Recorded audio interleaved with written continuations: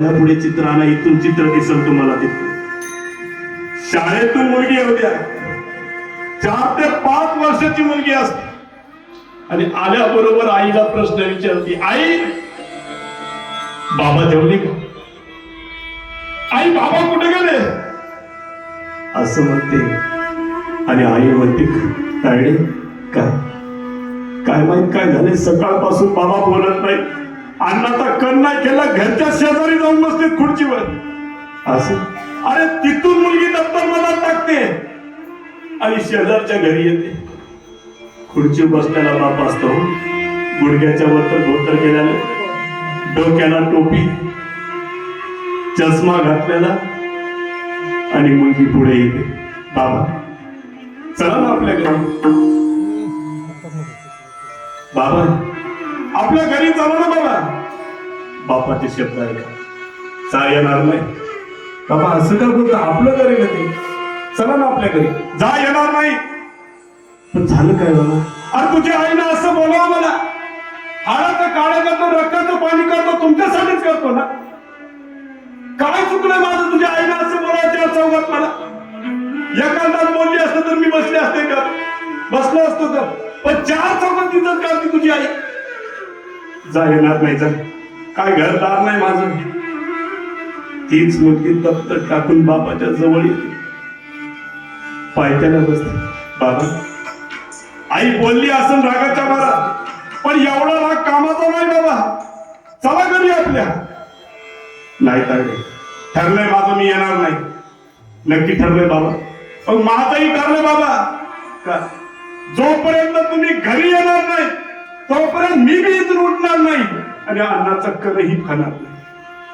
अरे दगडाच्या बुद्धीचा बाप असू द्या माय बाप, दगडाच्या बुद्धीचा उठला पाहिजे.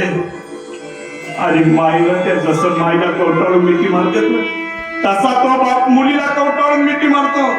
कारण तुझ्यासाठी येतो, तुझ्या आईसाठी नाही येणार. बाबा चला माझ्यासाठी. मग ताईडी पुढे जाते, बाप पाठी मागतो. डोळ्यापुढे चित्र आणा, बाप रूम मध्ये जातो. तायडे घरी येतो मी, पण घरी आल्यानंतर अन्न खाणार नाही. बाबा खाऊ नका काही, फक्त आपल्या घरी चला एवढंच करा माझ्यासाठी. अरे बाप पुढे जातो, रूम मध्ये जातो आणि त्या घरात सगळे व्यक्ती जेवतात, फक्त 3 व्यक्ती जेवत नाही. कोण कोण? एक मुलगी, एक तो बाप आणि दुसरी त्याची आई. बाप रूम मध्ये जातो आणि रूम मध्ये गेल्यानंतर तेवढ्यात आई आवाज येते, तायडे इकडे, तायडे. काय बाबा काय आई? एक काम कर, एक ताट घे आणि एक ग्लास घे आणि बाबाला जेवू घाल. तायडे म्हणते, आई काय? एक तर बाबा येत नव्हते शेजारच्या घरून, कसं तरी त्यांना विनवून मी आणलंय. आणलं तर आणलं, त्यांनी शपथ सांगितली मी तायडे येईन घरी, पण अन्नाचा कण खाणार. माई म्हणती, जसं तुझ्या जेवण आलेत ना तायडे, तुझ्या शब्दामुळे ते जेवणही करतील. ते ताट आणि तांबे घेऊन जा. आता ऐका पुढचं, डोळ्यापुढे चित्र आणा. एका हातामध्ये ताट घेते ती तायडे, एका हातात गिलास घेते आणि असं दरवाजापाशी जाते ना, तर दोन्ही हातामध्ये दोन्ही हात गुंतलेले.